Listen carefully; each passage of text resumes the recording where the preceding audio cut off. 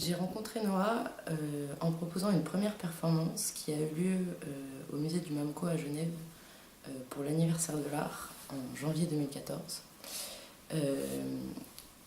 L'idée était de demander à quelqu'un parlant la langue des signes de décrire la fête en direct un peu à la manière d'un commentateur sportif.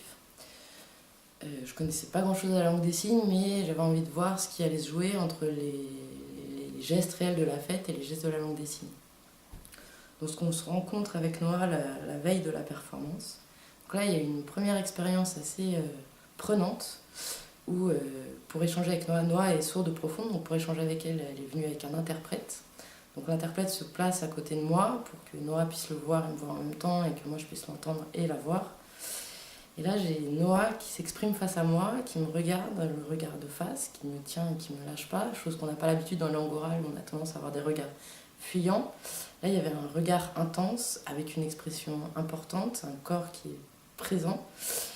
Et donc j'avais un corps qui s'exprimait face à moi, où je saisissais des choses, mais le sens de son discours arrivait par une voix masculine, un peu derrière moi, un peu en différé.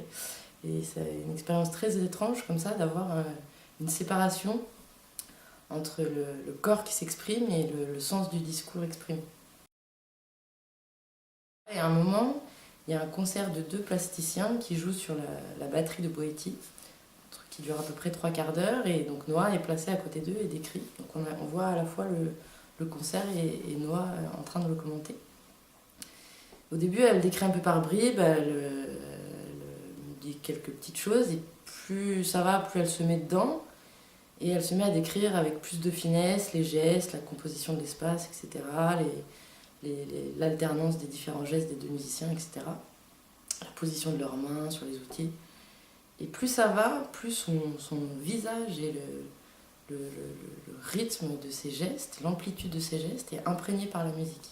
Donc c'est en observant cette première performance que me vient l'image du chef d'orchestre qui, par son expressivité et sa gestuelle, impulse de la musique. Et là, on avait vraiment le retour inverse. Et après ces premiers essais, on rencontre un chef d'orchestre qui accepte qu'on suive 4 répétitions de l'orchestre du Collège de Genève. Donc on est allé tester la performance pendant 4 répétitions d'environ 3 heures, où Noah est posté à côté du chef d'orchestre. Moi, je filme, je suis au fond de la scène entre les clarinettes et les trombones. Et on essaie comme ça sur 4 répétitions, en échangeant entre chaque répétition sur la manière dont elle faisait. Et la forme, elle est venue de différentes expériences de regard sur les vidéos. La première, c'est que de retour chez moi, après la première répétition, je lance la vidéo pour regarder ce que ça donne, et de manière assez intuitive, j'ai envie de couper le son pour me concentrer sur leur gestuelle, je pense.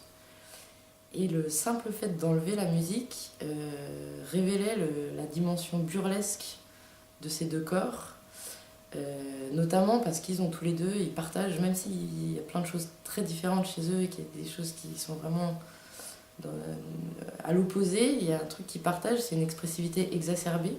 Le chef d'orchestre pour être vu de loin par ses musiciens, et Noah parce que l'expressivité fait partie de la langue des signes, et c'est un outil sémantique, c'est à la fois la prosodie, ce que nous on va mettre dans le ton, et le rythme et l'intonation de la voix, elle, ça va se retrouver dans son visage.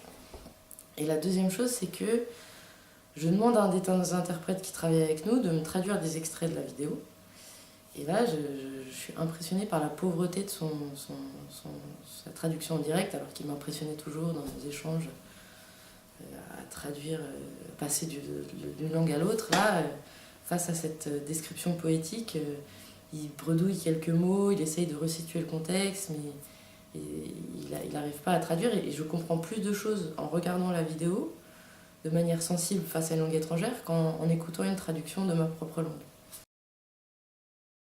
J'ai mis à faire le 2e film parce que je voulais quand même montrer toute la finesse et la richesse de la description de Noah, à la fois de sa manière de décrire l'orchestre, la manière dont se construit sa langue, et la manière dont finalement, à travers cette performance, elle perçoit l'orchestre.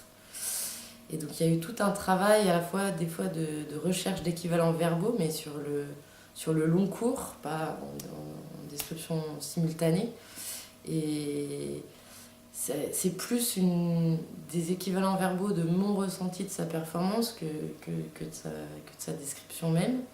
Et il y a aussi il y a différents moments où je ne traduis pas, mais je viens simplement pointer où se situe le sens pour donner aussi des indices sur la manière dont se construit la langue des signes, comment elle se construit dans l'espace, comment plusieurs parties du corps disent plusieurs choses en même temps, et aussi venir donner des indices sur tout le côté plus proche du montage cinématographique que du flux oral qui se joue dans la syntaxe de la langue des signes. Et donc venir par ce commentaire subjectif, au final, montrer comment Noa, au début, elle est face à une perception chaotique. Pour elle, un orchestre, ça n'a aucun sens. Et petit à petit, en passant par la langue, elle réinvente et elle reconstruit une perception cohérente de ce qui se joue face à elle.